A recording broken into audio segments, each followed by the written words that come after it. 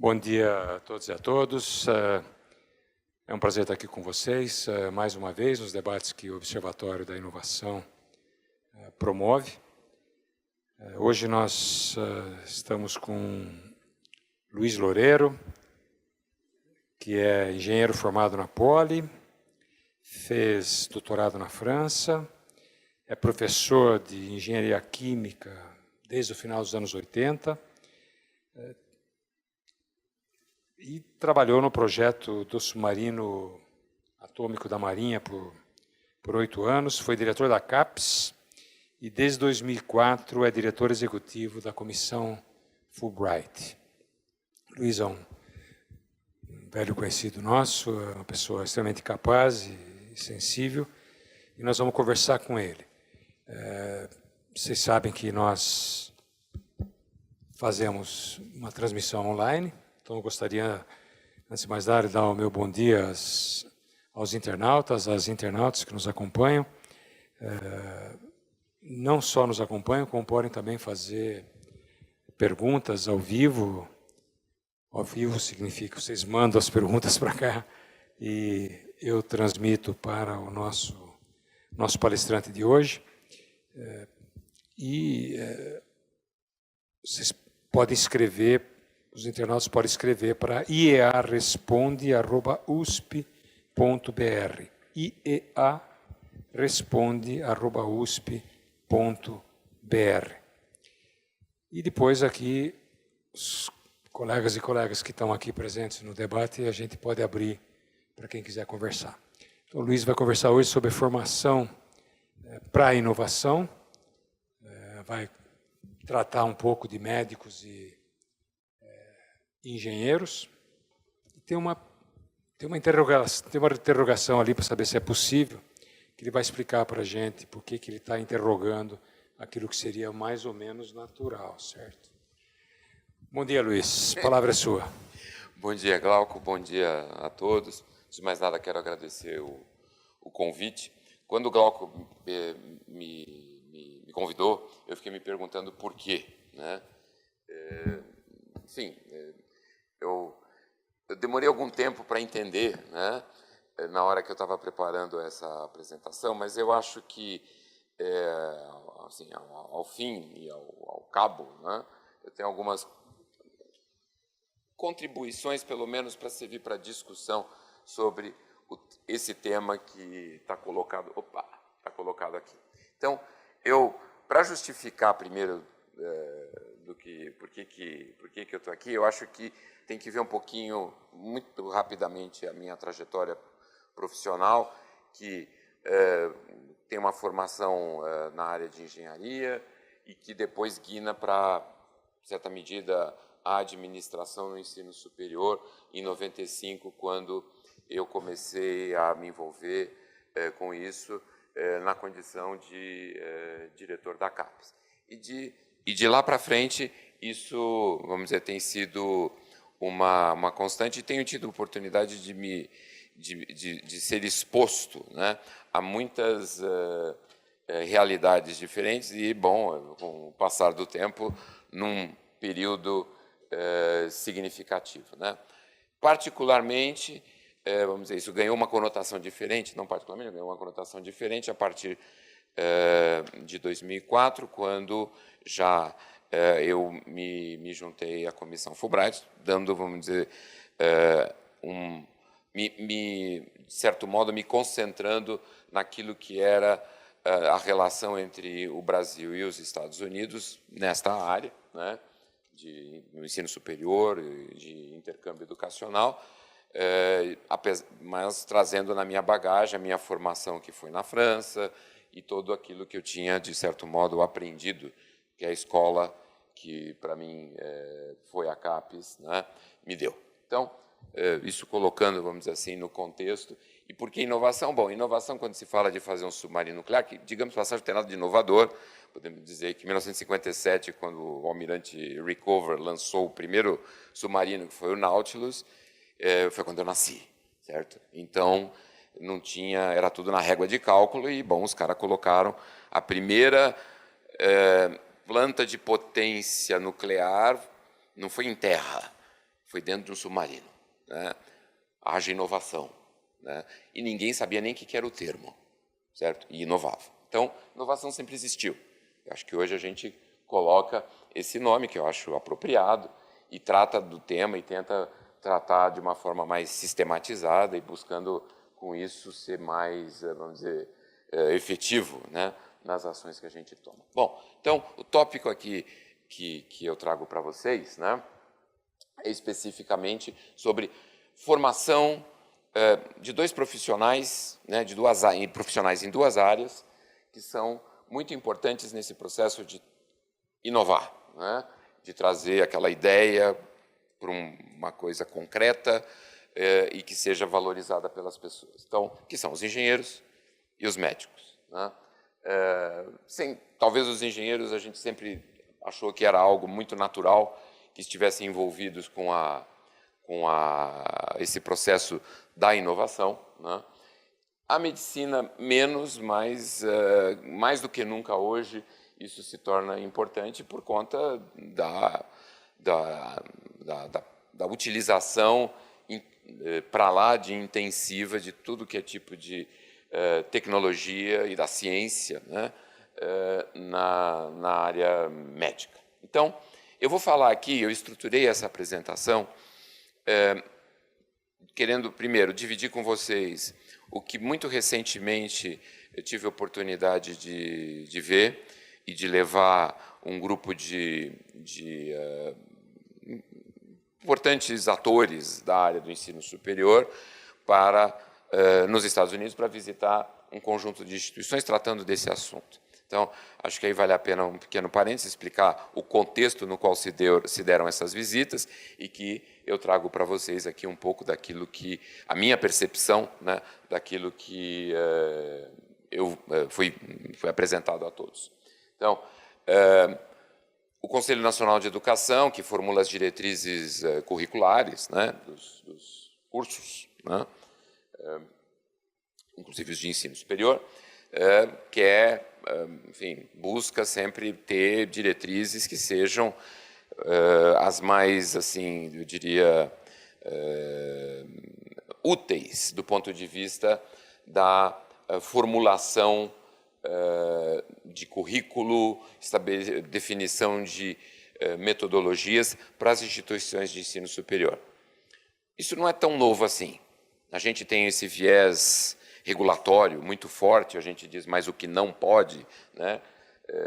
E também quer dizer sempre o que pode, ou seja, vem uma receita, regra geral, esse é o nosso padrão, assim, quase na sociedade, você diz o camarada o que ele deve fazer e como ele deve fazer. Esse é o nosso padrão, né? Pelo menos é a minha percepção, né? Esse é o nosso padrão. E nas diretrizes curriculares, nessa relação da instituição que supervisiona a educação, nunca foi muito diferente, com outras implicações nefastas, né, mas que não cabe aqui discutir. Então, dentro desse novo espírito de trazer, de contribuir, que as diretrizes contribuam para que a gente tenha cursos melhores e que forme profissionais criativos e inovadores, então vamos ver o que existe de novo na área. Então, na nossa relação do dia a dia na comissão, a gente, em conjunto com a CAPES, que também é um ator importante nesse processo, a Secretaria de Ensino Superior, né, faltou a SERES, a Secretaria de Regulação, que é outra também muito importante nessa missão, e mais professores, pessoas que estão envolvidas na implementação dessas diretrizes, né? Inclusive, teve um professor aqui da engenharia da Poli, né? O professor Saraiva, que participou desse grupo. E outros, de várias instituições do Brasil, de tipos diferentes. E, bom, fomos lá para uma viagem de uma semana. Visitamos essas instituições que estão vendo ali e que a gente vai tratar de cada uma delas separadamente. Eu vou tentar mostrar para vocês aquilo que, sempre digo, na minha percepção, se destaca sob esse aspecto, né, de formação, que foi dois na região, dois em Massachusetts, Olin College na região de Boston e o MIT, que é em Cambridge, né? Só cruzar o rio, e University of Illinois Urbana-Champaign, com uma coisa muito nova para a área medicina. Os dois anteriores são cursos de engenharia. Bom, vou dar meu entendimento, eu não vou dizer minha definição, que seria muita presunção minha falar que eu tenho uma definição sobre o que é um profissional com esse perfil de inovador, mas meu entendimento, né? É o camarada que tem todos, ou a camarada que tem todos os conhecimentos técnicos científicos, ou seja, tem uma sólida base técnica e que é capaz, então, de identificar necessidades, né? Às vezes até cria, né, as necessidades, identifica, desenvolve alternativas para atender essas necessidades, criando coisas que as pessoas deem valor, porque também se a pessoa não der valor, não adianta nada, certo? Então, que as pessoas se disponham a usar, a pagar por aquilo, de alguma forma querem ter acesso àquilo que foi desenvolvido. Aí vem a questão, bom, como é que a gente faz que essa coisa aconteça, que esses profissionais com essa sólida base técnica e científica se disponham a tratar dessa questão? Então, e em que medida a universidade, os cursos, podem contribuir para que as pessoas, vamos dizer, introjetem, né, esses profissionais introjetem essa forma de pensar e passem a agir de acordo. Então, primeiro, as pessoas têm que ter liberdade, né? Elas têm que entender que elas têm uma enorme responsabilidade, porque elas estão concebendo alguma coisa que vai ser utilizado pelos outros, com todas as suas consequências, certo? E, para isso, as pessoas têm que ter, evidentemente, autoconfiança. Você só faz isso, né, se você tiver confiança naquilo que você sabe e confiança na sua capacidade de ir à frente e, com o conhecimento que você tem, formular alguma coisa, colocar aquilo de pé para que tudo, enfim, aquilo se materialize e possa, de alguma forma, ser útil para os outros, né? Útil a tal ponto que as pessoas vão lá e façam, comprem ou tenham acesso àquilo que você criou. Bom, isso vale, sem sombra de dúvida, para qualquer área, né? Mas aqui nós estamos falando especificamente de duas profissões, né? A profissão do engenheiro e a profissão do médico. Então, essa questão, assim, a universidade ajuda ou atrapalha, né?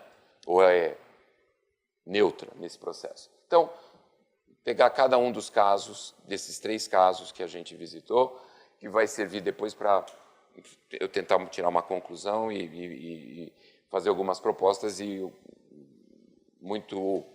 quero muito ouvir com vocês, discutir com vocês isso. Muito bem. Então, o Olin College,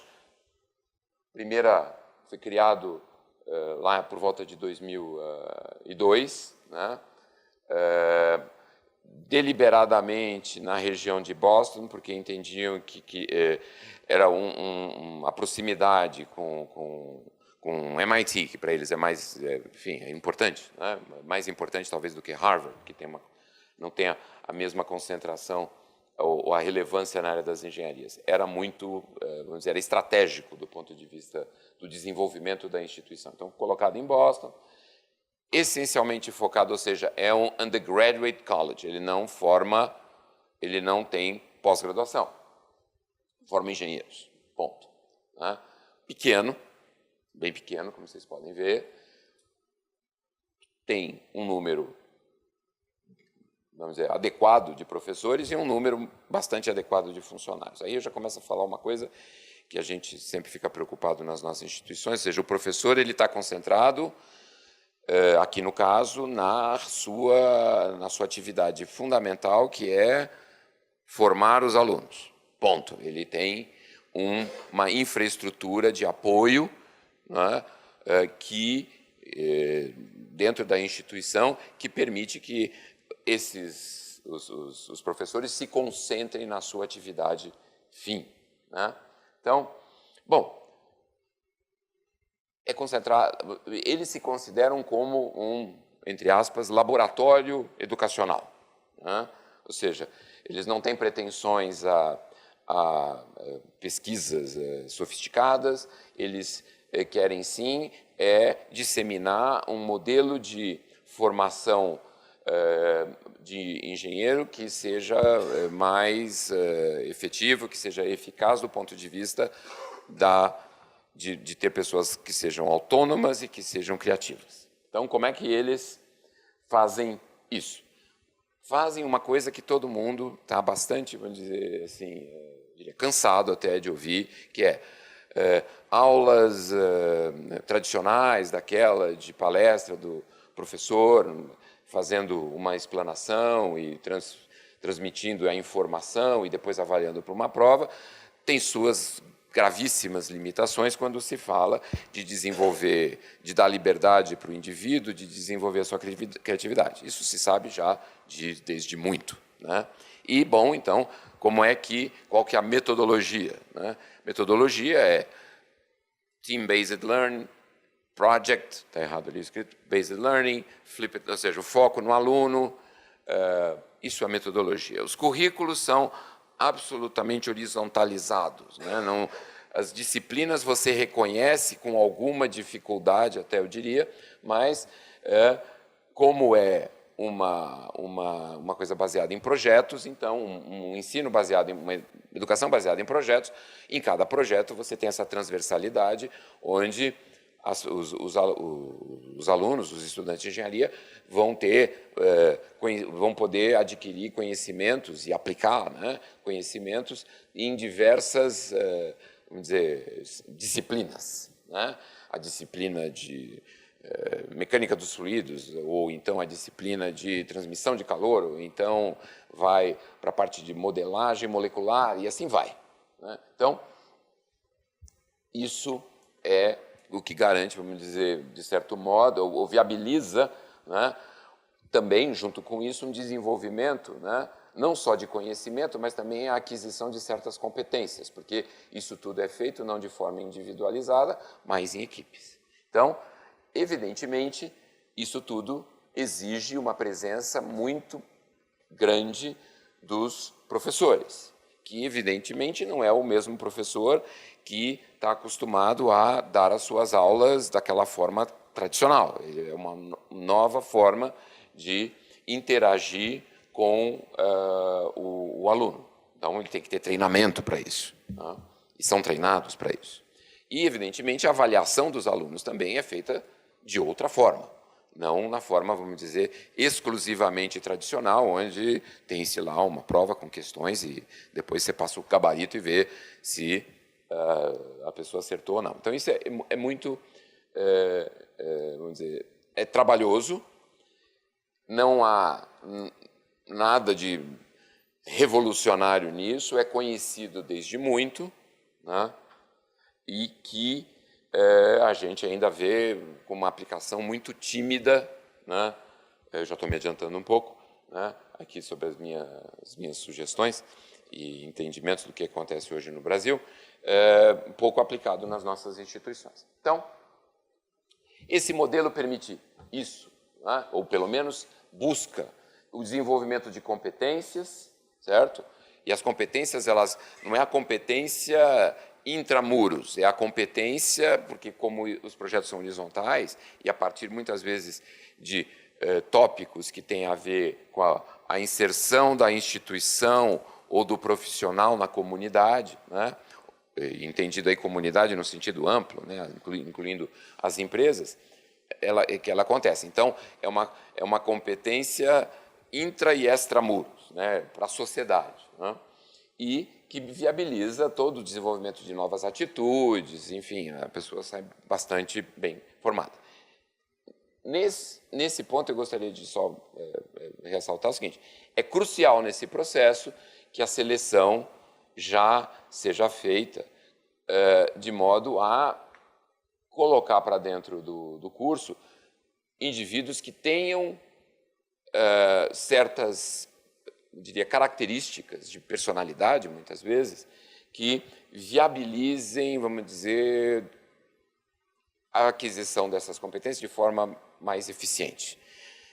eu acredito que qualquer pessoa, né, a grande maioria das pessoas, se sentiria atraído por isso. Evidentemente, como eles têm mais candidatos do que vagas, eles podem se dar ao luxo de fazer uma seleção que, além de ser uma seleção com base no conhecimento que o estudante traz, né, das disciplinas, muito baseada nas suas atitudes, construindo aquele universo que as instituições americanas gostam de fazer, representativo de diversidade, né, sob todos os aspectos. Então, se vê realmente, aí se vê, no caso do Olin, se vê realmente como um elemento de formação, né, ainda que parta de um patamar de conhecimento bastante adequado, mas que buscam ainda pessoas, além disso, busquem pessoas que tenham já, vamos dizer, um comportamento mais adequado para o tipo de metodologia que a instituição aplica. E não o estudante que fala, tudo bem, me diz que disciplina, eu vou estudar o livro, depois eu vou ler o livro, depois eu venho aqui e faço a prova. Né? Opa!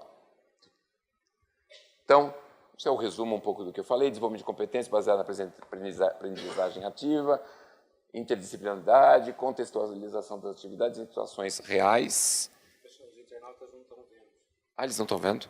Ok, então, o resultado, vamos dizer, aquilo que o Olin College busca é o desenvolvimento de competências baseadas na aprendizagem ativa, na interdisciplinaridade, na contextualização das atividades em situações reais ou muito próximas das reais. Tá? Então, dizer, é um enfoque muito diferente daquilo que hoje a gente vê praticado na grande maioria das instituições como objetivo. Então, aqui tem uma foto, não tem nada de muito novo, insisto, nessa foto, mas é para imaginar que isso é o que tem. A sala de aula tradicional, aquela que tem a carteira onde o estudante senta-se e tem um quadro à frente, ela tem muito pouco. A maior parte do tempo, os estudantes estão aqui. Que não é um modelo muito diferente daquilo, quem é familiarizado, com os estúdios de arquitetura. É a mesma coisa. Né? Agora, lógico, com as especificidades de quem está fazendo engenharia e não arquitetura. Muito bem. Então, Olin College, uma escolinha pequena, voltada exclusivamente para o ensino de graduação, concebida com esse objetivo, criada com esse objetivo, é a sua missão primeira. Né? E muito nova. E, em seguida, visitamos o MIT, que dispensa apresentações, mas eu coloquei alguns números só para facilitar a comparação, né? Defini alguns critérios para a gente poder comparar essa instituição pequena com algo como o MIT, que sabemos muito grande, 11 mil alunos, nada comparável com as nossas, evidentemente, né? Mas 11 mil alunos já é uma instituição de médio para grande, para padrão americano. 11 mil alunos, tem 1.000 professores, aqui eu chamo a atenção para o número de staff, né, de funcionários, ou seja, de novo, professor é para ser professor, é para ser pesquisador, ele não fica fazendo atividades outras, tá?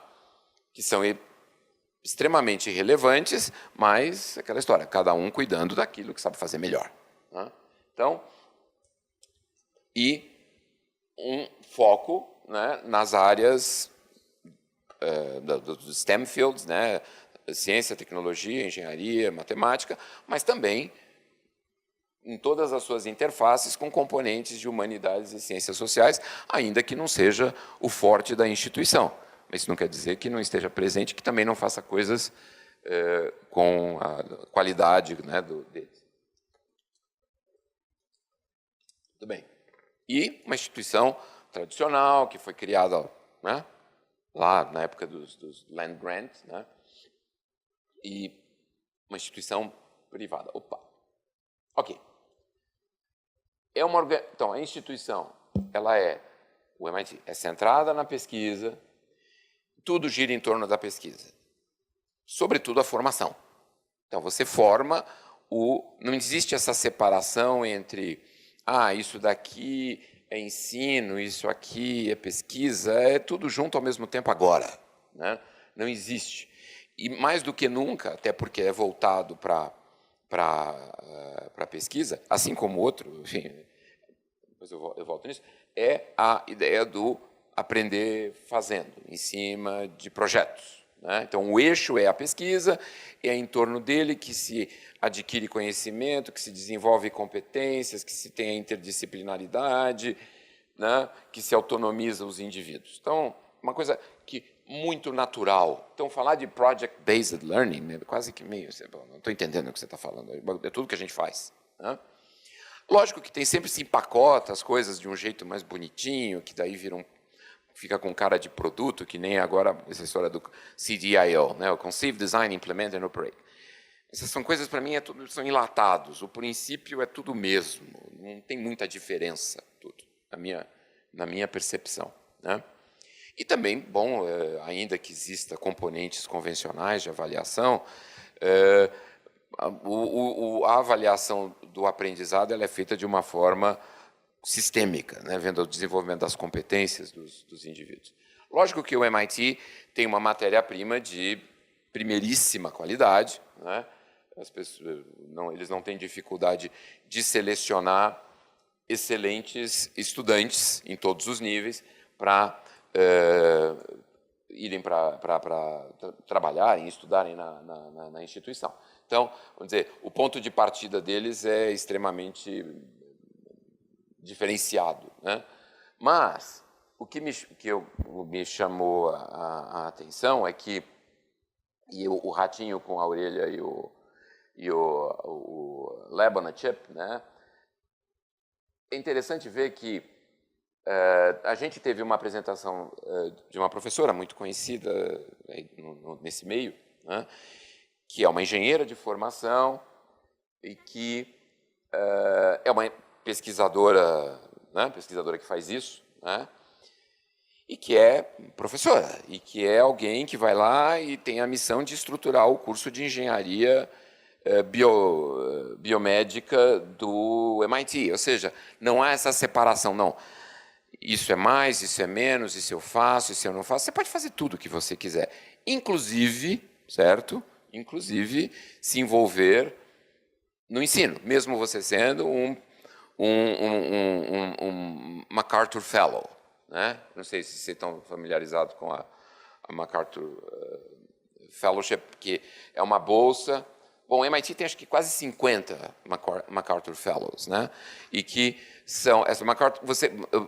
O interessante da MacArthur Fellowship é que você não pede para ganhar, dão para você, certo?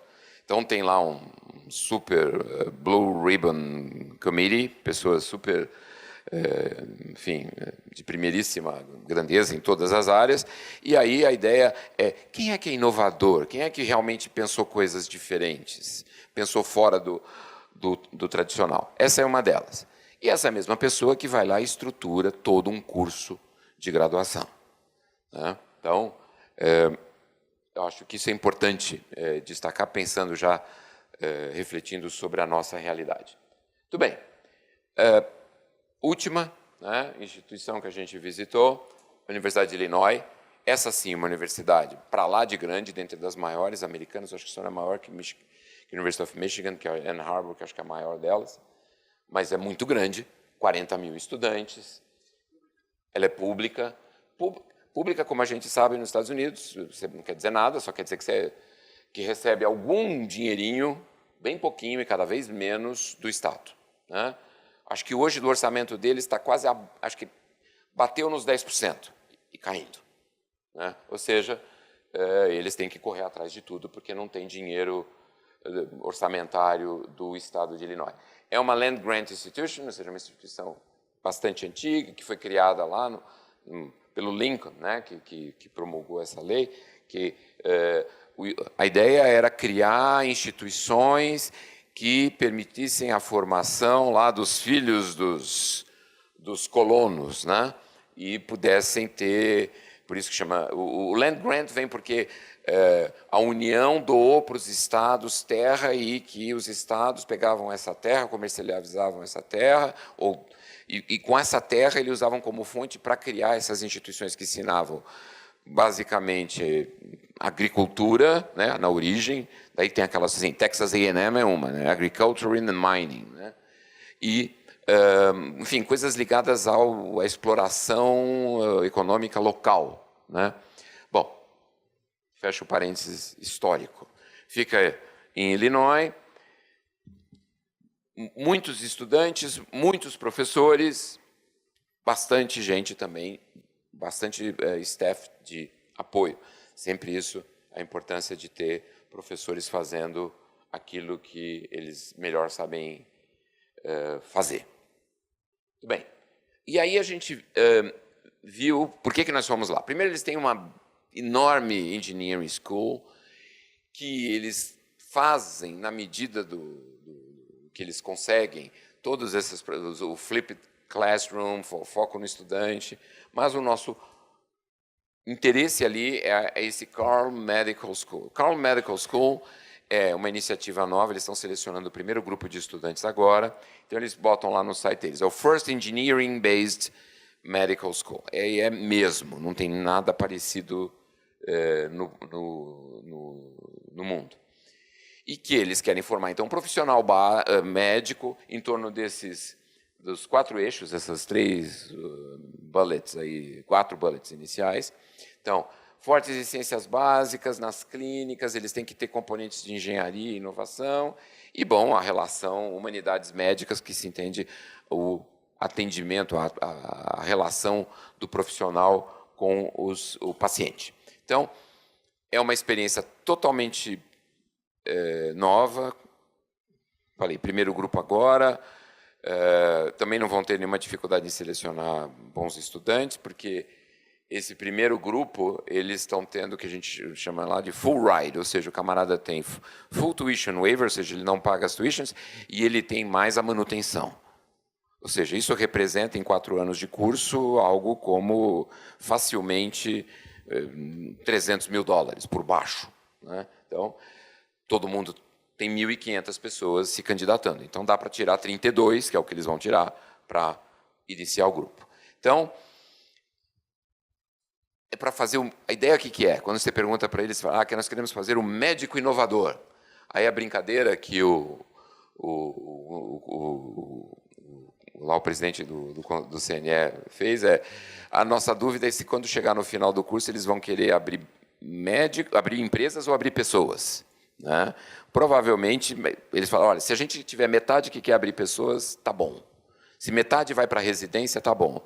Se a outra metade vai fazer a residência médica, ótimo. Se a outra metade vai abrir empresas, ótimo. Eles formam médicos. É isso? MD, Medical Doctors, eles formam médicos. O sujeito sai com a credencial médica, tá?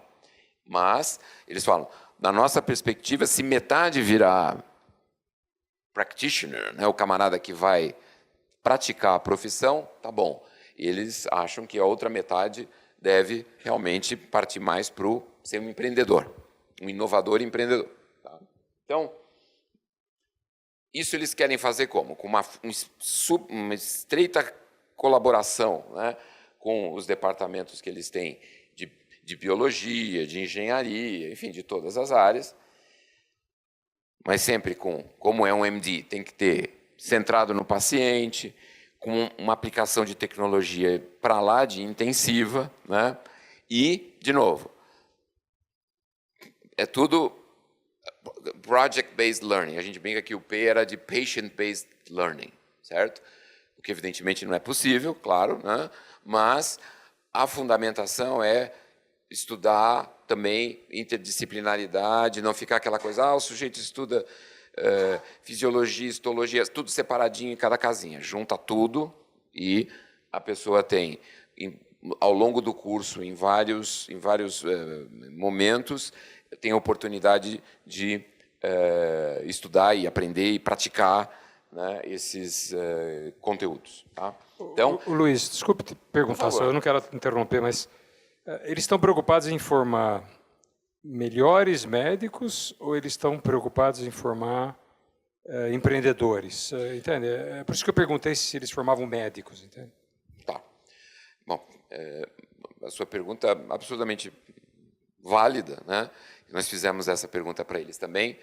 E a resposta foi mais ou menos a seguinte: nós queremos formar médicos que tenham um conhecimento, médicos, ponto, que sejam capazes de dar o atendimento para de saúde, mas que sejam capazes não só de dialogar, mas sejam capazes de propor também soluções para os problemas da área da saúde. Porque aí vem a justificativa, porque nós detectamos que eles, os médicos, na sua imensa maioria, carecem de conhecimentos, muitas vezes, para formular o problema, para formular a questão, por falta de conhecimento de áreas que normalmente não são tratadas na formação médica. Tá? Então, essa é a história do médico inovador. A ideia é que, com a introdução disso, no médio prazo, ou médio e longo, se consiga, inclusive, que é o grande desafio da medicina, reduzir o custo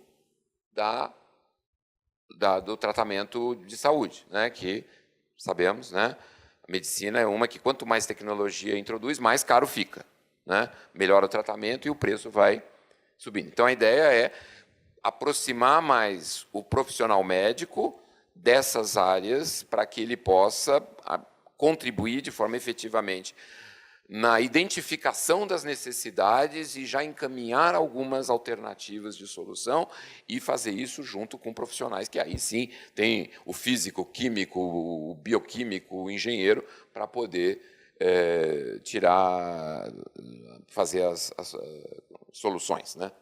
Bom, então é o sujeito que é capaz de se integrar numa equipe desse tipo, é o sujeito médico, né? Que vai lá e dialoga com o físico, com o engenheiro, buscando uma solução, sem essa separação que ela é muito clara, sobretudo na medicina, né? Aquela coisa da corporação que é muito, muito forte, né? Então, é isso que eles querem quebrar com vistas a poder chegar a um melhor atendimento através de desenvolvimento de novas soluções. Bom, então, conclusões, eu já estou terminando. Então,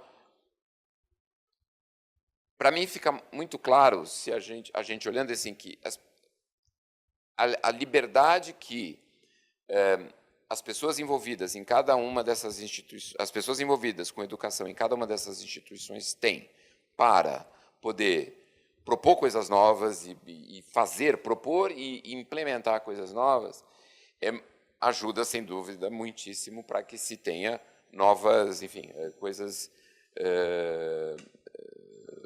criativas, né, e formulações interessantes para a educação.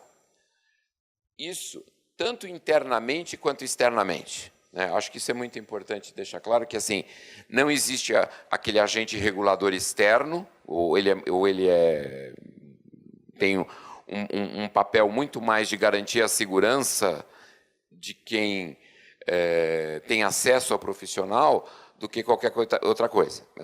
Por exemplo, o que acontece com muita frequência no Brasil é que, por exemplo, os conselhos profissionais se veem absolutamente no direito de interferir ou querer dar palpite de como é que deve ser a formação do profissional da sua área, né?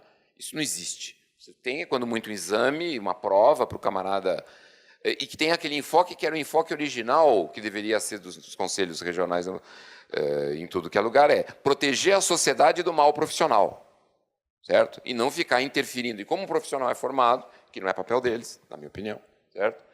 E acaba virando o que a gente sabe que vira, muitas vezes, simplesmente corporações, né? Que protegem os membros dela, do corpo. Muito bem.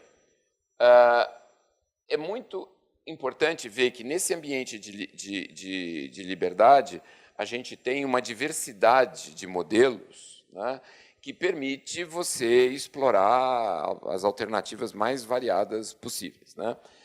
Isso é extremamente importante na medida em que a gente sabe que essa diversidade ela existe mesmo, as realidades são completamente diferentes.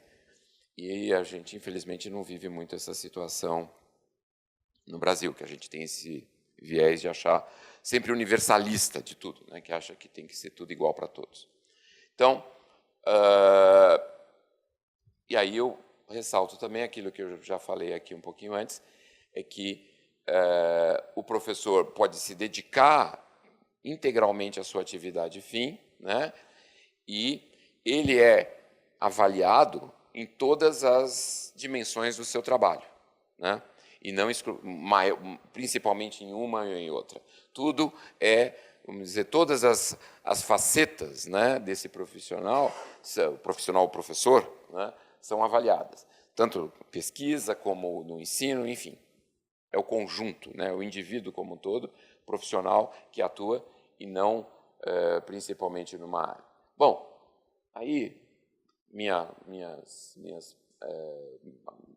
sugestões, vamos dizer assim, sobre o que a gente, assim, de ameaças que a gente tem e o que a gente poderia fazer para melhorar. Ameaças que eu digo a gente tem isso que eu brinco aqui, chamar de furor regulatório, né, que é uma coisa quase, eu diria, doentia no Brasil, né, de querer regular tudo, né, e você fica tolhido, ou então você você vira um delinquente, né, porque você tentou alguma coisa diferente, então você não tem estímulo nenhum.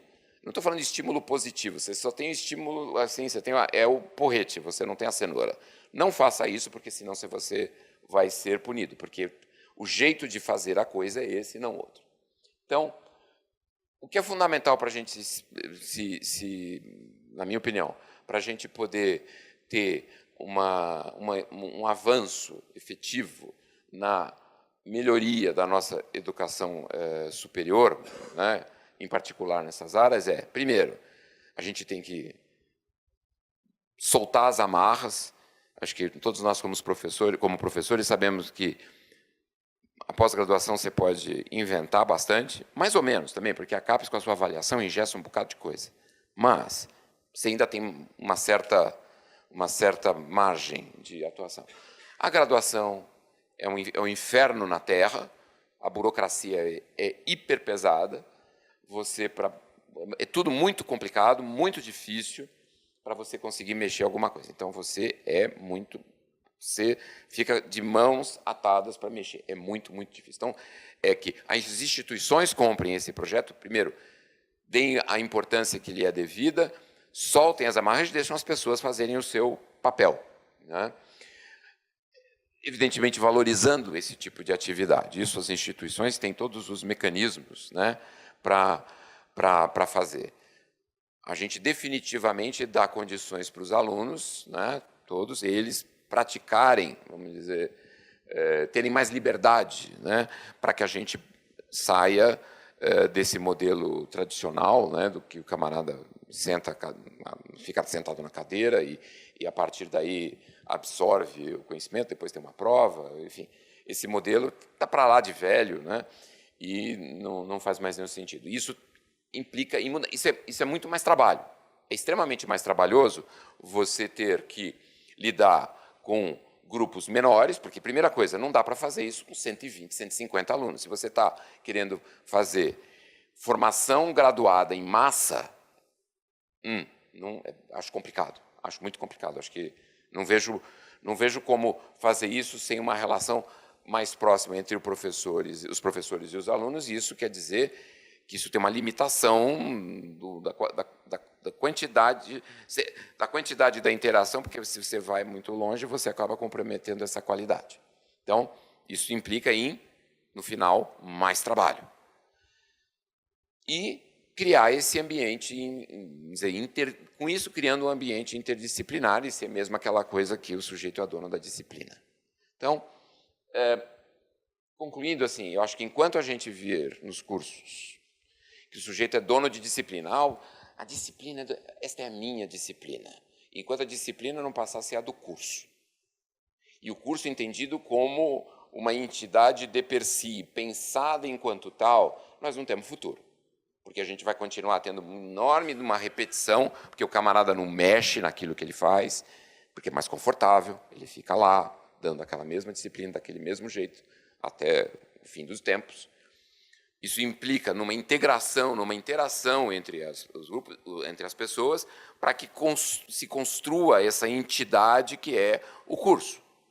Isso do ponto de vista curricular, eliminando superposições, promovendo a interdisciplinaridade. A metodologia é um passo além, um passo adiante, onde exige uma dedicação maior dos professores. Isso quer dizer, pode ser até eventualmente um envolvimento maior, de maior número de professores, que garanta a qualidade dessa interação, onde realmente o estudante tem a chance de errar e voltar e aprender e saia confiante quando ele concluir o curso. E eu vou terminar, acho que eu termino por aqui, porque eu me lembro bem, quando eu me formei, e não vejo nos meus alunos hoje, os alunos, posso dizer, das engenharias, pelo menos da minha, e eu não acho que seja diferente em todos os outros lugares. A última coisa que eles sentem na hora de sair do curso é confiança. Eles acham que não sabem nada. Eles se sentem absolutamente inseguros, porque o curso deixa eles assim. Porque o curso é uma gincana, é uma corrida de obstáculos. Porque o camarada tem aquele monte de barreira para ele fica concentrado em fazer todas as etapas da gincana para chegar naquele diploma, naqueles CREA, naqueles RM, né?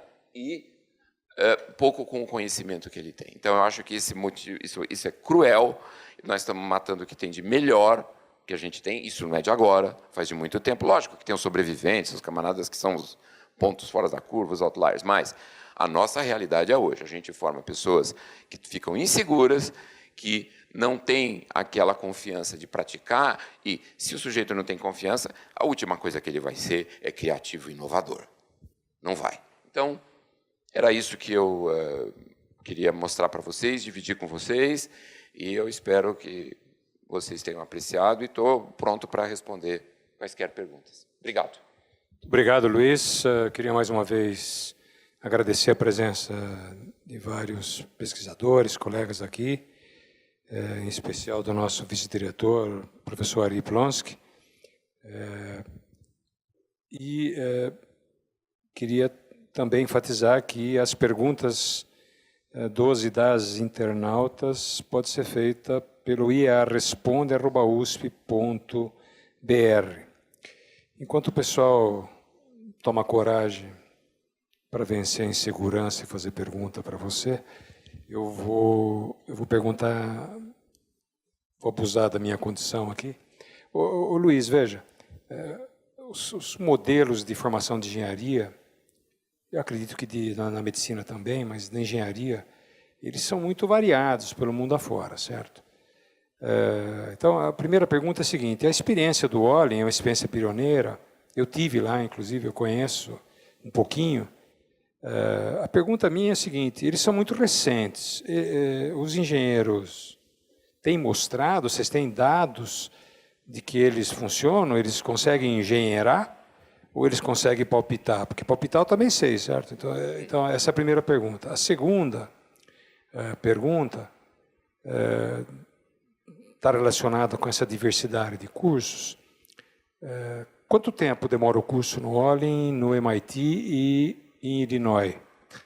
Essa é uma discussão forte, porque depende muito, primeiro, da qualidade dos alunos entrantes, e depende também se, para você ganhar a titulação final, completa de engenharia, se você não precisaria fazer uma espécie de um curso de pós ou um pedaço do que seria para consolidar essa formação.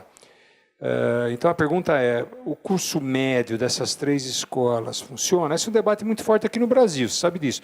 Os cursos de engenharia do Brasil são muito longos, tem muita gente que defende que precisa ser assim porque a qualidade de quem entra é baixa, mas tem um monte de escola em que a qualidade é alta e eles continuam sendo longos, tá? Então, eu gostaria muito de ouvir você sobre essas duas perguntas. Obrigado. Bom, com relação à qualidade do... O que o engenheiro formado no Olin faz, dos relatórios que o Olin apresenta, eu não tenho eles aqui comigo, mas eu posso arrumar, tenho isso lá em Brasília. não se diferencia do resto, pelo contrário, né? Você tem um número grande de pessoas que vão para a empresa, que vão trabalhar naqueles que hoje lá o objeto de desejo, né, do jovem graduado em engenharia, no Google, na Amazon, na Apple, né? Então eu diria superior, inclusive, do que a média, né? E tem um número que é similar ao que você encontra nas outras escolas de engenharia, tipo Carnegie Mellon, tipo Purdue, né?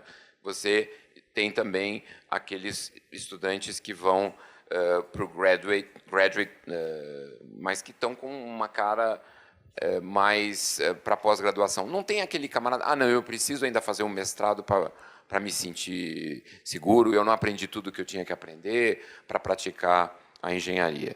Não é isso, pelo menos, o que eles nos relatam. Tá? Então, vamos dizer, naquilo que eles nos apresentam, tem sido bem sucedido. Nenhuma casa caiu. Não, nenhuma casa caiu, nenhum avião explodiu. Por enquanto, funciona. Né? Não. E eles têm tido um desempenho, né? uma trajetória. Quer dizer, eu me lembro, eu tive lá em 2003. Eles estavam pegando a primeira turma. Né? E, então, são 4 anos de formação. Então, se formou em 2007, então eles têm umas 10, 11 turmas formadas. Né? Cada ano são uns 75. Então, nós estamos falando aí, não chega a 1 milhar de engenheiros formados nesses 10 anos. Né? Então, é um número que não é particularmente grande, mas acho que é suficiente para mostrar que, pelo menos, não está dando tudo errado. Certo? Parece funcionar. Com relação ao tempo, né, que você fala, como é que as instituições lidam com isso, você colocou muito bem. Uma característica do sistema, vamos dizer, não só americano, mas eu diria assim, anglo-saxão, porque na Inglaterra não é muito diferente, você tem 1000 formas, 1000 é um exagero, retórico, mas você tem pelo menos umas 2 dezenas de jeitos de você virar um engenheiro. Né? Então, você tem várias rotas até chegar naquele destino. Nós estamos falando aqui do sujeito que vai ser o camarada, quando eu falo de Olin ou quando eu falo de MIT, eu estou falando do camarada que vai ser inovador, que vai ser o cara criativo, que o camarada que tem fundamento suficiente para construir novas coisas. Eu acho que tem uma grande diferença, sem dúvida. Bom, e o prazo geralmente é 4 anos, mas é da forma que é estruturado. Né? Você tem as pessoas que, por exemplo, no Olin, o sujeito tem que já vir com matemática avançada, ou seja, ele já tem toda a parte de cálculo diferencial e integral antes. Ele entra lá, ele não vai ter aula de cálculo diferencial e integral. Isso é o que ele tem que ter. Né? Isso é exigido. O sujeito não faz um vestibular para avaliar isso. Ele fala, você fez essa disciplina, ou certos high schools que tem isso, ou então você faz como um curso avulso num college. Né? Então, isso realmente facilita para eles não precisam ter lá professores que vão ensinar cálculo diferencial integral. A sistemática de ingresso também ajuda muitíssimo a eles, porque eles podem pegar aquilo que eles consideram o melhor, que não é, assim, partem sempre de uma qualidade de conteúdo das pessoas muito boa, não puxam para a universidade a responsabilidade de fazer coisas que deveriam ter sido feitas talvez antes, né? Separam as coisas e se concentram naquilo que eles entendem ser o seu objetivo. Você não sabe ainda cálculo suficiente, você não tem física suficiente, então você vai lá para o City College, né? Aprende essas coisas, daí quando você estiver bom nisso, você vem para cá e a gente cuida de você. Né? Então, esse é o jeito que funciona o sistema. Então, encurtando a história, eu acho que não dá para fazer muita comparação. Quando hoje no Brasil, aqui na USP, né, nós temos um sistema de cotas, a gente sabe que a qualidade, imaginamos, né? Que a qualidade, pelo menos a quantidade de conhecimento que os cotistas vão ter em certas disciplinas não vai ser comparável dos outros que vêm das instituições particulares. Bom, qual vai ser as consequências disso? Vamos ver como é que vai ser lidar, vamos ver. Mas é um universo diferente. O que entra é muito homogêneo e de boa qualidade. Homogêneo no sentido de conhecimento. A diversidade ela é feita de outros aspectos, né? De family background, étnico e por aí vai, né? Muito mais do que falando de qualidade, de conteúdo é bastante homogêneo. Isso faz uma enorme diferença. Obrigado, Luiz. Vou continuar aberta a palavra para a nossa plateia. Ari, por favor. Obrigado. Bom, primeiro, cumprimento o caro professor Glauco e o Observatório por mais uma atividade tão estimulante e reitero a alegria de ver o Volkov, conhecido antigo, e estava me dando conta que nós temos algumas coisas em comum e uma delas é que ambos formamos na Poli, mas somos professores em departamentos diferentes daqueles em que nos formamos, né? Eu fiz engenharia química e sou professor da produção. Você fez mecânica e é professor de engenharia química. Muito bem.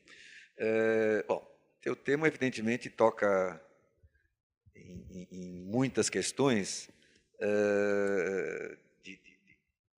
assim, várias abrangências. Eu queria focar 3 pontos bem específicos aqui. O primeiro é só uma sugestão, talvez, é que há uma experiência nova nos Estados Unidos, interessante, focada em engenharia, que é em Nova York, não é?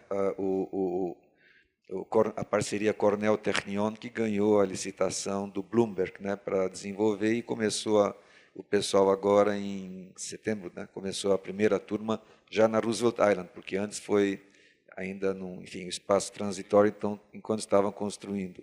Acho interessante por várias razões, mas uma das razões é que é um curso feito em parceria por 2 universidades de países diferentes. Então, acho que isso em si, independente de quem seja, eu acho que é um elemento interessante aí para acompanhar.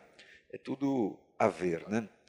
A segunda é uma pergunta que é especificamente com relação à questão da formação dos médicos. Eu não conheço tão bem o modelo americano, mas consta que primeiro você faz um curso geral de nível superior e depois é que você faz a medicina. Ou seja, você tem um perfil etário de maturidade, de conhecimentos gerais e etc., que é diferente de uma situação, não estou dizendo nem que é melhor nem que é pior, né? Mas que é diferente de uma situação em que, tipicamente aqui, embora alguns façam medicina como segundo curso ou qualquer coisa, mas a maioria, aos 17 anos e meio, os que, né, os EAs estão lá começando o curso. Se isso, na tua percepção, tem uma diferença relevante ou não?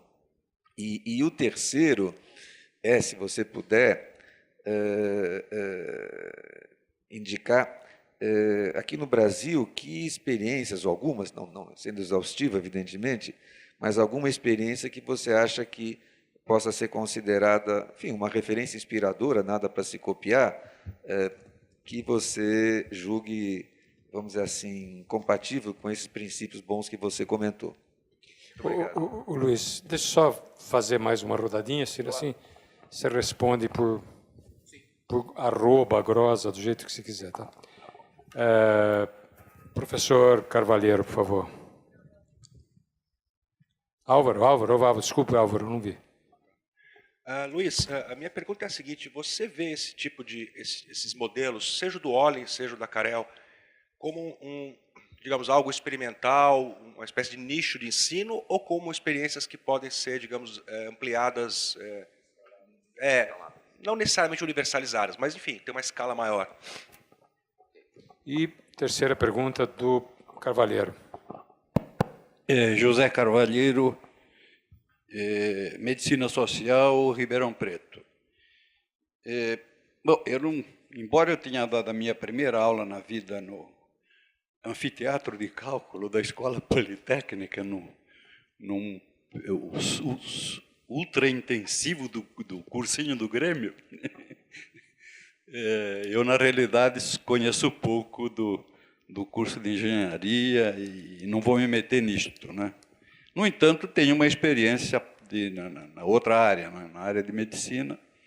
Eu fiz o meu curso na Faculdade de Medicina da USP de São Paulo, extremamente tradicional o meu curso, e depois fui ser professor na Escola de Medicina de Ribeirão Preto, que tinha sido criada pelo Zeferino Vaz, com uma forte influência sobre Pedreira de Freitas, que foi o meu chefe na Medicina Preventiva de Ribeirão Preto, da reunião de Vinha Del Mar, que foi quem estabeleceu a mudança do paradigma do ensino em medicina para o mundo inteiro, mas a Vinha Del Mar, em particular, para a América do Sul. Então, eu tenho essas duas experiências. E, por outro lado, quando há uma ata, né, a famosa reunião que definiu que a saúde tem que ser baseada num procedimento coordenado pela atenção básica e que esta é que vai organizar todo o sistema.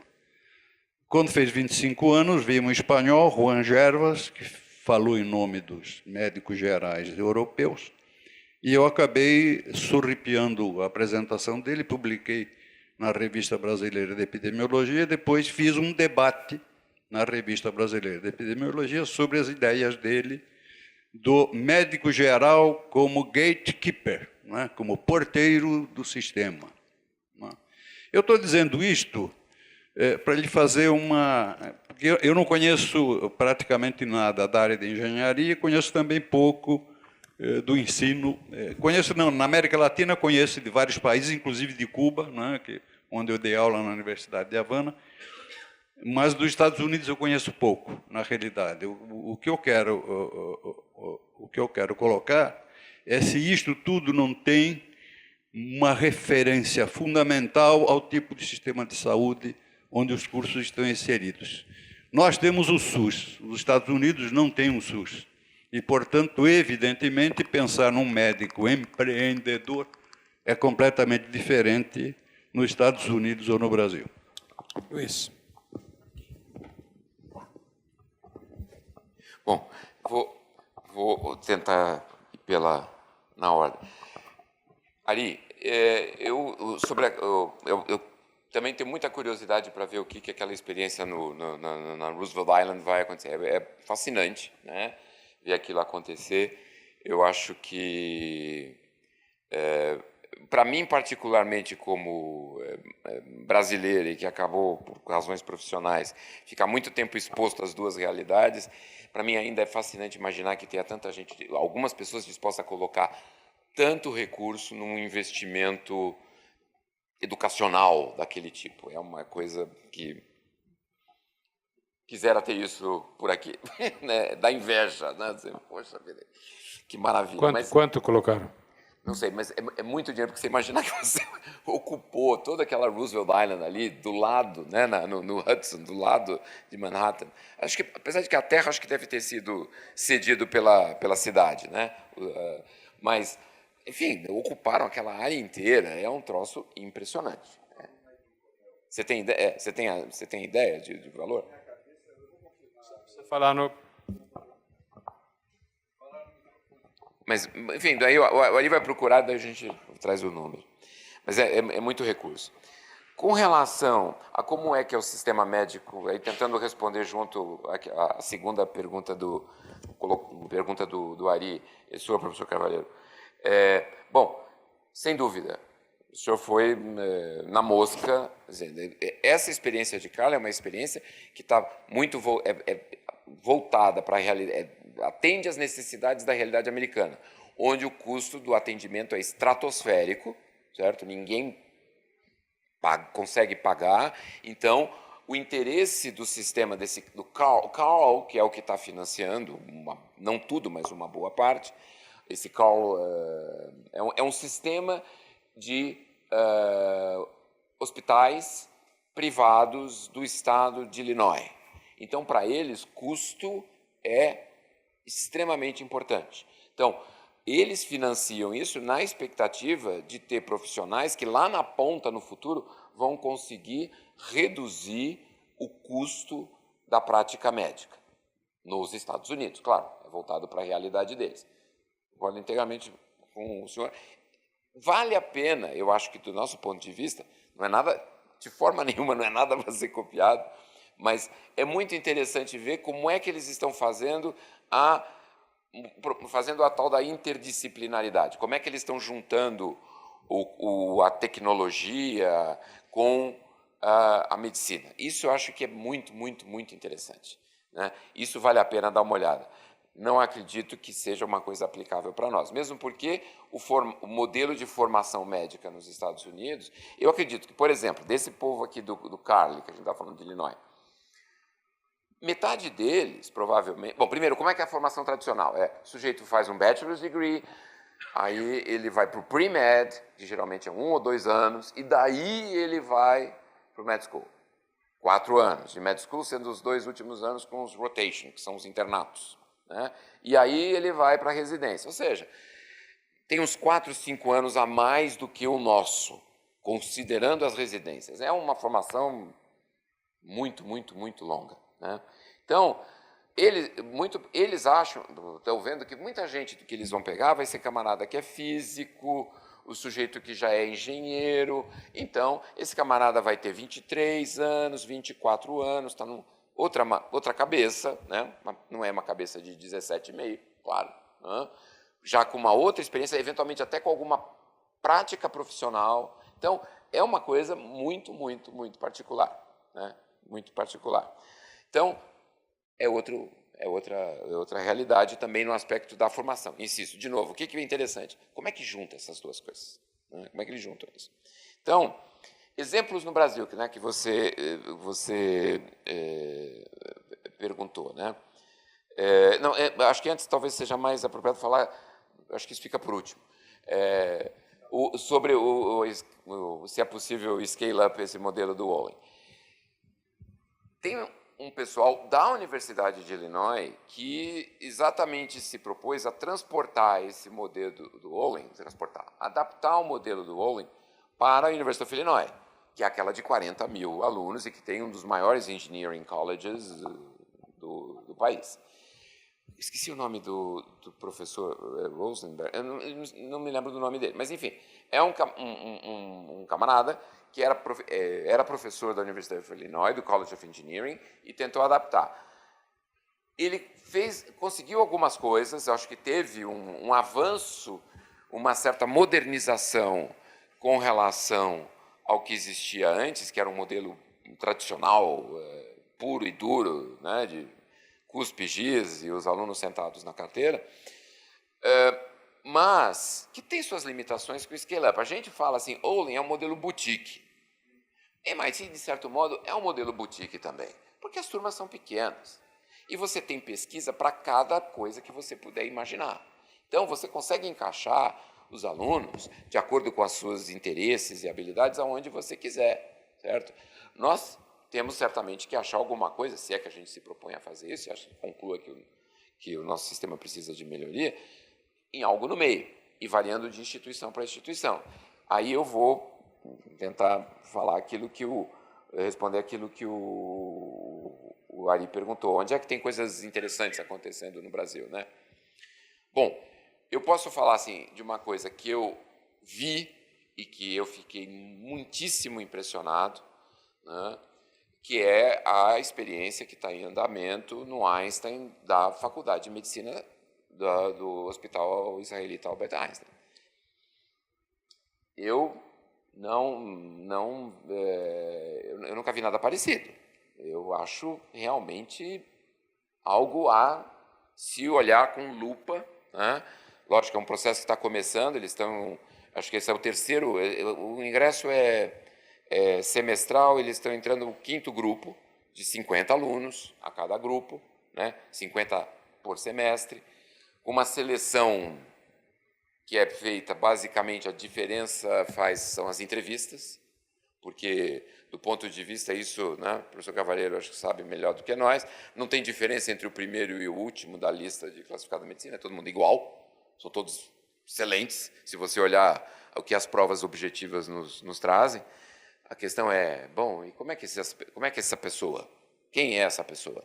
E é isso que eles avaliam ali na seleção. Então, eles começam de um patamar também tão bom do ponto de vista de conteúdo, avaliado com provas objetivas, que qualquer outra escola de medicina, mas tem esse adicional das entrevistas, que são feitas de forma assim, extremamente cuidadosa, criteriosa, e que avaliam aspectos que são importantes para um profissional médico, né? Compaixão e vai por aí afora, né? Eu acho que é algo para se olhar, e eu acho que é algo, e aí é a minha opinião pessoal, eu não vejo como aquilo dá errado. Eu acho muito difícil aquilo. Não acho que metade vai abrir empresa em vez de abrir pessoas. Acho que todo mundo ali vai abrir gente e vai abrir muito bem, né? E vai abrir muito bem, né?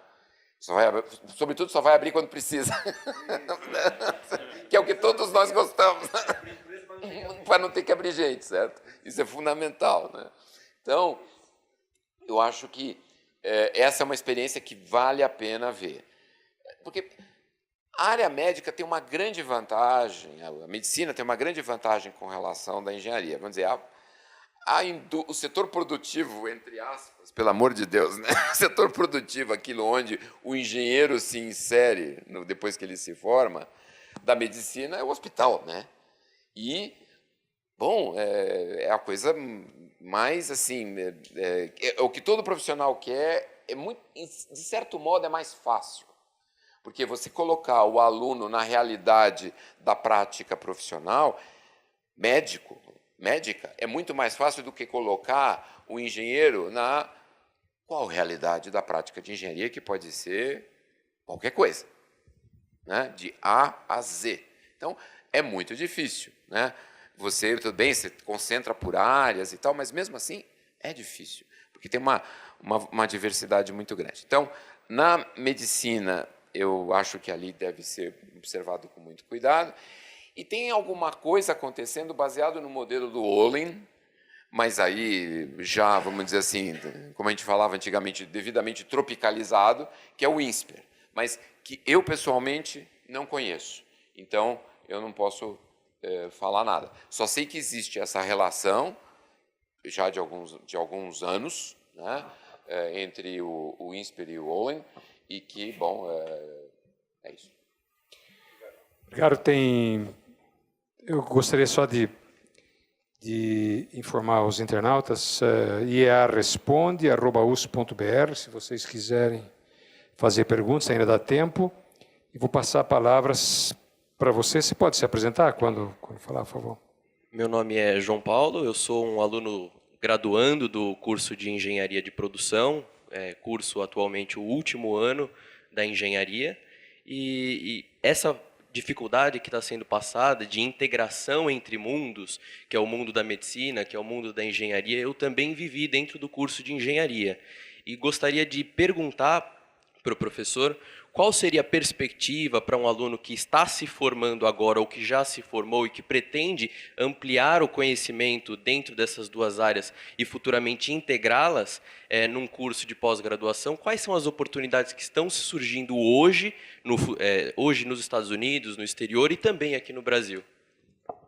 Bom, olha, a interface entre a engenharia e a medicina, assim, elas são, enfim, né, com o advento da tecnologia, são impossível contar, é muita coisa. Eu posso te dizer que qualquer área, também do que eu vi, né, no Brasil e do que eu vejo fora, qualquer área dessas hoje, a engenharia hoje se debruça muito nas diferentes especialidades, nas aplicações de saúde. Se você pegar qualquer base de referência e ver o que se publica na área de bioengenharia, é muito significativo. Então, eu acho que qualquer lugar que você vá que tenha isso, daí eu estive em Yale, antes de fazer essas 3 visitas, eu estive em Yale, e lá eu topei essa palavra, né, com 2 rapazes, relativamente recém, 2 ou 3 anos de formados pela UFABC, um na área de TI, no outro numa área de engenharia que eu não me recordo qual que é, e que estavam lá trabalhando no Instituto de Biomedicina, de Biociências deles, aplicações da área da saúde, certo? Assim, e com muita tranquilidade, né? Eles estavam lá fazendo pesquisa e, na realidade, eles estavam trabalhando realmente como pesquisadores e pensando em, talvez, depois fazer pós-graduação, fazer doutorado. Era uma etapa prévia, mas não chega a ser um mestrado, eles estão fazendo alguma coisa antes. Então, eu acho assim, você não vai ter dificuldade nenhuma, porque todo mundo está debruçado sobre isso, né? Assim, todos os engenheiros vamos dizer, hoje o must, né? Você trabalhar em aplicações de área médica. Acho que você não vai ter nenhuma dificuldade. O Luiz, tem perguntas de internautas? Eu queria antes avisar o seguinte, dia 23, o próximo debate nosso do IA será feito com o diretor administrativo da FAPESP, Carlos Américo Pacheco, sobre a FAPESP e a manufatura avançada. É uma iniciativa muito forte da FAPESP. Então, dia 23, às 10 horas da manhã, aqui no Observatório. Segundo, tem uma pergunta do internauta, dizendo o que você acha de se colocar consultorias externas para acompanhar a evolução de treinamento, qualificação, a qualidade do que nós fazemos na formação da engenharia. E a segunda pergunta é a mesma. Desculpe. Não, vou responder 2 vezes a mesma? Não precisa. Uma só? Você pode. O preço é o mesmo do teu jeton, então é bom você poupar esforços. Eu sempre achei que avaliação, quanto mais, melhor, desde que alguma avaliação, qualquer que ela seja, melhor do que nenhuma, sempre achei isso, certo? E também, se tiver mais gente interessada em avaliar, é bem-vindo.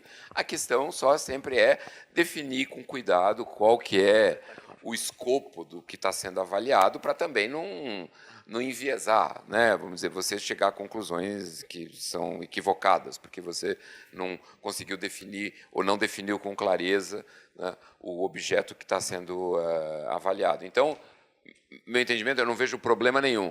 Só acho uma coisa, não pode ser só essa, certo? Porque, enfim, quem é o braço, vamos dizer, que opera o sistema, tem que ter essa sua avaliação para poder atuar. Se esse braço que opera, ele não valida essa avaliação externa, ela não vai ser estéril, não vai servir para nada, não vai realimentar o processo e poder melhorá-lo, aprimorar. Então, ela tem que ser, antes de tudo, validada. Tem mais alguma pergunta? Tem lá uma no fundo? Não é do Ari, é do... Não, é só informação pendente. Tá bom, obrigado. Então, segundo o professor Google, no pacote da concorrência, o fundador da Qualcomm, Mr. Jacobs, ele deu 133 milhões de dólares em 2013, que foi um elemento da concorrência importante para a dupla Cornell-Technion ganhar, e ele tinha sido aluno da Cornell. Em 2015, a Bloomberg Philanthropies, quer dizer, não a prefeitura, o Bloomberg, deu mais 100 milhões. Então, 233 milhões no total é o recurso assim volumoso que está. E quando o novo centro começa a funcionar? A primeira turma já se formou. A primeira turma se formou, mas ela estudou ainda em Manhattan, num lugar lá, enfim, provisório. A primeira, quer dizer, a construção, a primeira operação, me parece que foi a inauguração formal corta-fita e essas coisas, foi já com o prefeito de Blasio no final do ano passado, setembro, outubro, sei lá, por aí. Obrigado, Ari, pela informação. Tem um colega que vai fazer. É a última pergunta, se alguém quiser se inscrever, por favor. É agora. Bom dia, meu nome é Jaime Sichman, eu sou da Escola Politécnica, do Departamento de Engenharia de Computação. É um prazer ouvi-lo, professor Loureiro. Na verdade, são 3 coisinhas que eu queria perguntar. Primeiro, em relação à questão da escala, né? O fato se essa formação para a inovação deveria ser dada para todos os alunos de todas as modalidades de engenharia, ou se a gente deveria, talvez, pré-selecionar aqueles que teriam o dom para fazer isso, ou, enfim. A USP tem uma experiência, já há alguns anos, num curso que chama Curso de Ciências Moleculares, né?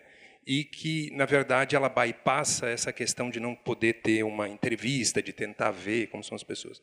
Queria os seus comentários, se o senhor conhece ou não, se a gente poderia fazer alguma coisa parecida em relação à inovação. O segundo aspecto, que para a gente que dá aula aqui parece bem evidente, são as limitações que uma escola pública tem no Brasil em relação à legislação, né? Então, um curso de inovação, eu entendo um curso de engenharia que tem essa característica de problem-based learning, de, digamos, uma ligação mais estreita com a indústria, precisaria ter uma agilidade maior para, eventualmente, sei lá, quebrou um equipamento e eu tenho aula amanhã, eu preciso repor o equipamento, né? Então, para mim, digamos, existe uma vantagem nas escolas que não são públicas em relação a essas amarras e como é que a gente poderia, eventualmente, fazer isso. E terceiro, dada a sua atuação na CAPES, né, digamos que alguns de nós nos lancemos a fazer isso semana que vem, né? Que tipo de, digamos, garantia não vamos ter, né? Mas o que o senhor acha de como é que a gente poderia construir um instrumento para tentar avaliar se um docente é produtivo em promover inovação, né? Sem ter que ter os papers A1, A2, etc. Posso? Ok. Desculpe, foram várias. Não, foram ótimas, suas perguntas são excelentes. Bom, eu vou responder as 2 primeiras, acho que um pouco juntas. Eu acho o seguinte, que eu não entendo que inovação, que virou uma palavra quase que assim, uma coisa meio mágica, né? Assim, inovação. Botam no nome do ministério, vira o nome, vai enfiando esse nome em tudo que é lugar, que é bacana colocar o nome, deve botar lá. Eu acho que todo mundo tem que ter a oportunidade de.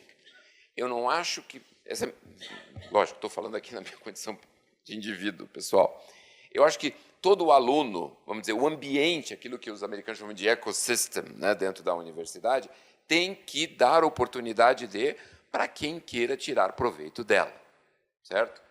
Não há, e isso tem que ser uma coisa que parta de um desejo da pessoa, né, do indivíduo, do estudante, né, devidamente orientado pelo professor, né?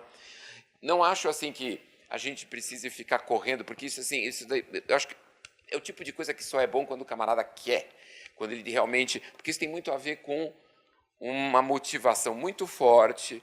Eu não queria usar a palavra paixão, né?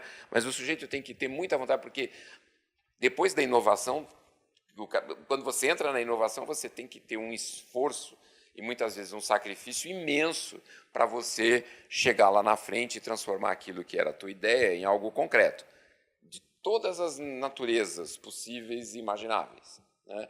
Para você materializar. Não estou falando de protótipo, estou falando de produto mesmo, aquela coisa ali funcionando. Isso é um esforço que muitas vezes as pessoas não fazem ideia, então o sujeito tem que ter o drive, né, a vontade de ir lá e correr atrás da coisa. Então, agora, o ambiente tem que ser propício, tem que estimular, ou não pode tolher, porque eu acho que hoje o nosso sistema ele tolhe, ele impede, por mais drive, por mais vontade, tem tudo para não acontecer, né? E aí vem a história da instituição pública, da rigidez, né? E a avaliação, que tem tudo a ver assim, bom, por que então como é que a gente não pode modificar esse ambiente? Se eu estou falando que, eu acho assim, não adianta fazer uma disciplina, eu acho que não é nada disso, eu acho que assim, tem que ter um ambiente que tenha flexibilidade, que tenha liberdade suficiente, onde o sujeito que tem drive para isso vá conseguir construir o seu caminho. Na universidade pública, eu lamento dizer, essa é a minha opinião, nós vivemos uma escola, nós somos, infelizmente, ainda muito uma escola de terceiro grau. Até que ponto a gente é realmente uma... Né? Tudo bem, isso pode acontecer lá na pós-graduação, mas eu fico muito preocupado com a graduação. Ela é muito escolar, ela é excessivamente escolar, para não dizer que ela é só escolar. Então, por quê? Porque ela não autonomiza o cidadão. Não autonomiza. Assim, o que a gente pode fazer para mexer no meio, no ambiente, no tal do ecossistema? Sendo numa instituição pública. Porque, lógico, a privada, muito mais simples, né? Muito mais simples. Então, o que a gente pode fazer numa instituição pública? Eu, sem querer ser ingênuo, eu acho que tem muita coisa que a gente pode fazer e não faz. Eu acho que, para isso, precisa ter um convencimento das instâncias, assim, das lideranças, para dar um mínimo de respaldo para aqueles que querem mexer. Porque, como eu falei, tudo joga contra. Vai mudar uma disciplina para ver o que te acontece, mudar a grade, é o inferno, porque a gente vive num sistema que todo mundo é territorialista, né? São feudozinhos, né? É grade, começa por aí, nunca tinha pensado nisso ali, é verdade, chama grade, né? Então, tá lá, você está preso naquilo, né? Então, não faz o menor sentido. O que precisa para a instituição fazer? É desmontar, aí eu acho que é absolutamente administrativo, porque ninguém está regulando isso. Você acha que o Conselho Nacional do ninguém está... As pessoas não se importam com isso. É administrativo, é alguém de cima para baixo. Olha, vamos acabar com a grade, certo? Tira a grade, né? Saiam voando por aí. Vamos fazer alguma coisa que faça sentido, que tenha a ver com a nossa realidade de hoje. Então, por aí, eu acho que é uma questão... Eu odeio falar isso. Questão de vontade política, como dizia alguém mais recentemente. Então, mas eu acho que falta... Porque para que dar uma dor de cabeça, né? Dá um trabalho gigantesco. Mas, gente, é o pressuposto dessa instituição. Para que ela foi criada é isso. Se a gente não cuida disso que está no coração, nós vamos cuidar do quê? Né? A gente esquece, a gente perde isso de vista. Eu acho um criminoso, honestamente. Eu acho que está havendo alguma mudança, mas tímida, para o meu gosto. Eu acho que porque é um troço que demora, que está há décadas e décadas, e que, se não for meio mano militare, certo? Se não fosse, vamos acabar com isso, vamos simplificar as coisas, não vamos deixar tudo engessado, pelo amor de Deus, não há porquê. Porque é aquela coisa da burocracia mesmo, ela se justifica para si mesma, né? A sua existência, né, vem dela mesma, deriva dela mesma. E, bom, a avaliação, aí você falou da CAPES, minha história da CAPES já está lá para trás, mas eu tenho bastante ainda contato, mas eu não posso falar como CAPES nada, claro, né? Já faz muito tempo que eu saí de lá. Mas todo mundo fala da CAPES. A CAPES, assim, você sai da CAPES, mas a CAPES não sai de você, né? Isso é bem verdade, né? O que é ótimo, que eu acho que é uma instituição maravilhosa. E eu acho que, assim, a avaliação é algo sério. A avaliação da pós-graduação, ela é melhorzinha, certo? Mas, de novo, ela é muito engessada. A gente tem esse troço no DNA, da gente está no sangue, está na veia esse troço, né? Da gente, aquilo que eu falo do furor regulatório. E eu acho que a CAPES está fazendo, tenho tido, assim, conversado informalmente, um esforço de também, porque você acaba coibindo inovação, inclusive na pós-graduação, certo? Porque é tudo muito fechado, muito avaliado. Avaliar um professor que é um sujeito que está lá, que se dedica muito ao ensino, e com isso, evidentemente, o dia tem 24 horas, ele não vai... Bom, isso, de novo, é uma questão de bom senso. Né? É uma questão de bom senso. Você vai ter uma única métrica para medir professor, é índice H? Ninguém faz isso. Certo? Se o MIT não faz isso, por que nós é que vamos fazer? Certo? O cara não considera, considera o conjunto da obra. Certo? O que você está fazendo? Né? Eu acho que é uma evolução. Eu acho que a gente tem que mirar e ter mais essa flexibilidade, eu acho que é a palavra-chave. E abrir e, como disse o Ari, quebrar as grades. Obrigado. Obrigado, Luiz.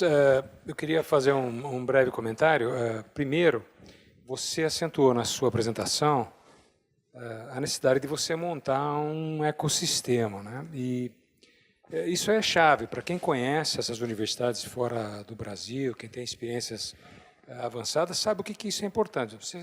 Você citou o MIT, que tem todo um viés voltado para a área de exatas, para a área de engenharia, mas é sempre bom lembrar que, por conta desse sistema, o MIT produz resultados em outras áreas. Por exemplo, se você pegar o número de prêmio Nobel, ganhador de prêmio Nobel na área de economia, que vem do MIT, é um número muito grande, muito grande. Desde a época do Solow, Samuelson, Hart, Krugman, são todos caras que nasceram lá dentro. Então,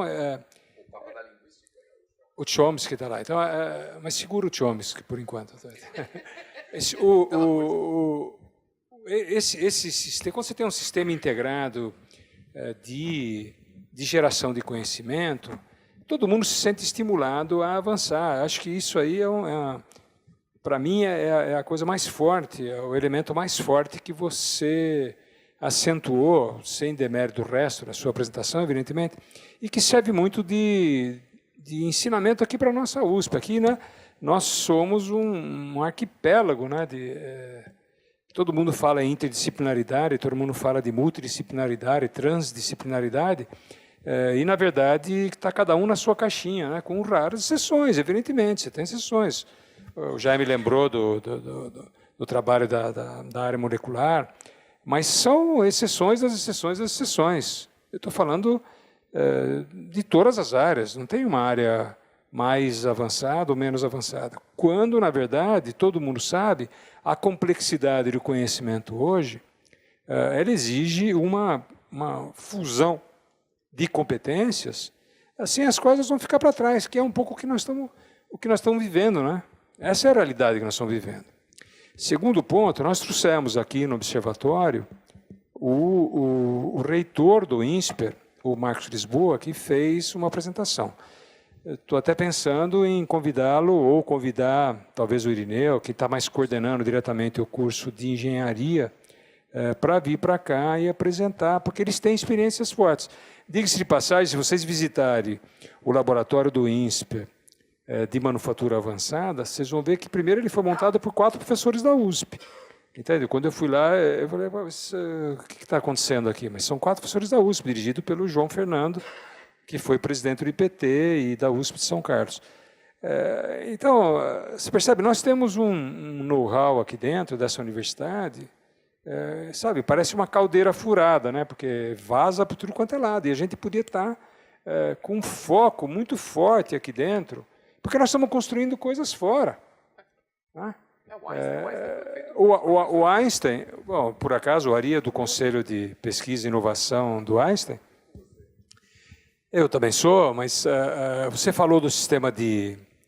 Nós dois conseguimos atrapalhar. Eu, mais do que o Ari, atrapalhar um pouco o Einstein, mas não temos conseguido. Mas o sistema é impressionante, o sistema de seleção da faculdade deles, na verdade, foi feito junto com a Universidade de Colômbia. Então, se vocês pegarem, é um dado super rico, se vocês pegarem a seleção do vestibular do Einstein, ela em 97, não lembro exatamente o número, ela batia com o da FUVEST. A seleção é a mesma. O que aconteceu? Quando eles montaram são 9 entrevistas, 8 ou 9 entrevistas, para conversar com os alunos, eram entrevistas acompanhadas por cada aluno, veja, eles selecionaram a primeira leva de mais de 11.250, e desses 250, que batia 97% ou 98% com a FUVEST, eles iam tirar 50. Veja, uma universidade paga, ela não é das mais caras, mas a universidade paga.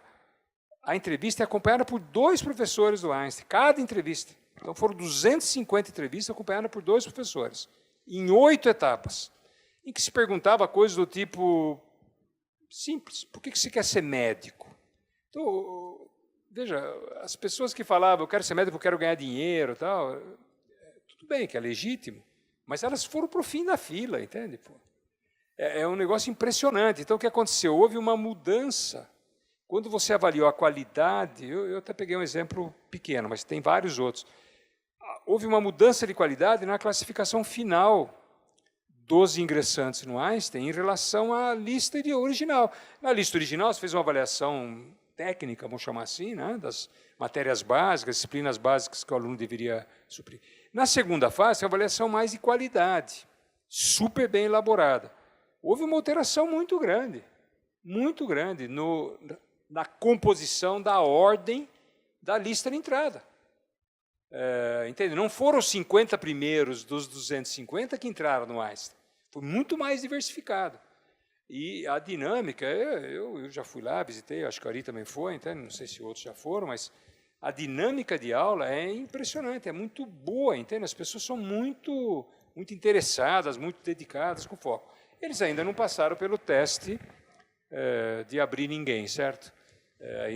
Eles não são médicos, nós estamos na 4ª ou 5ª turma, 4º ou 5º semestre, na verdade. É uma universidade muito nova, que está entrando em fusão grande com a universidade mais antiga do próprio Einstein, a faculdade de enfermagem, que já tem há 12, 13 anos. Entende? Então, se você juntar isso com o complexo Einstein, o Einstein cresce de forma acelerada para se transformar em alguma coisa que não é um hospital. Eu conheci o Hospital Einstein, mas ele deixou de ser hospital há muito tempo.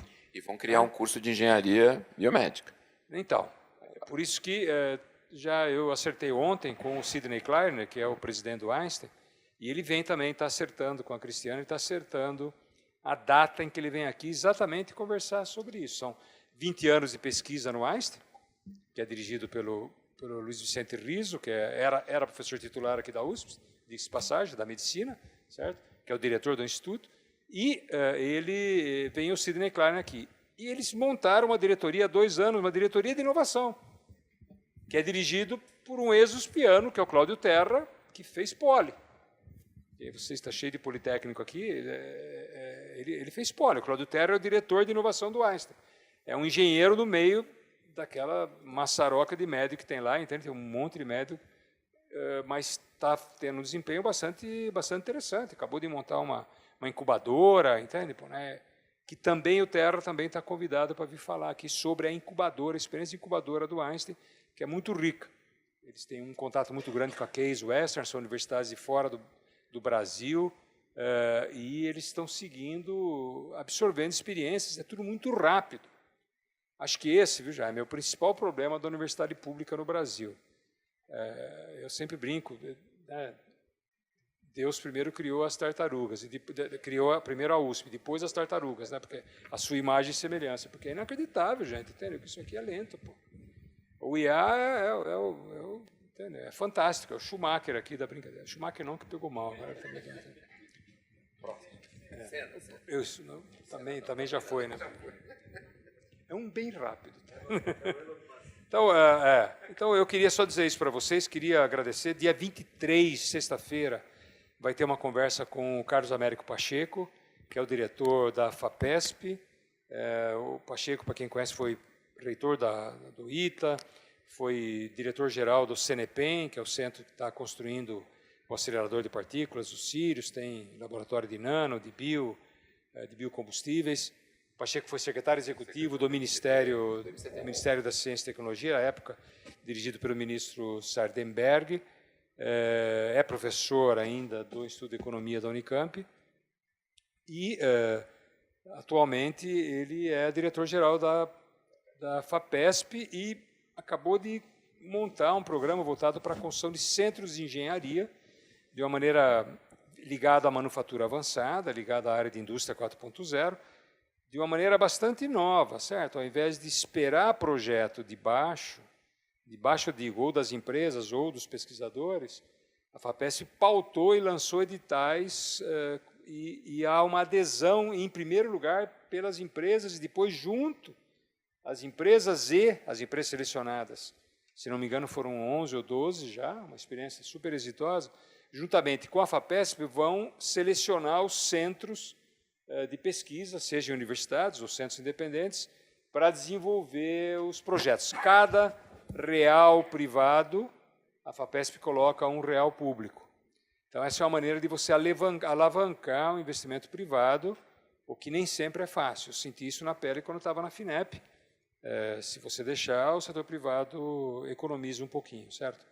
Então, veja, nós vamos ter dia 23, mais uma vez, com o Pacheco, é o próximo debate, depois tem uma sequência de outros debates, eu acredito, bastante interessantes. E eu queria, mais uma vez, agradecer o Luiz Loureiro, que é diretor executivo da Fulbright, que eu sou um Fulbrighter, né? Você se lembra? Tem dois aqui, pelo menos, que eu vejo aqui. O Ari e você. Isso. E inclusive, se vocês quiserem bolsa, essas coisas, pode pedir para ele agora na saída, não tem nenhum problema, tá? Os internautas vão ser prejudicados porque não pode pedir bolsa direto para ele aqui. Tá? Super obrigado mais uma vez e queria pedir uma salva de palmas para o Luiz.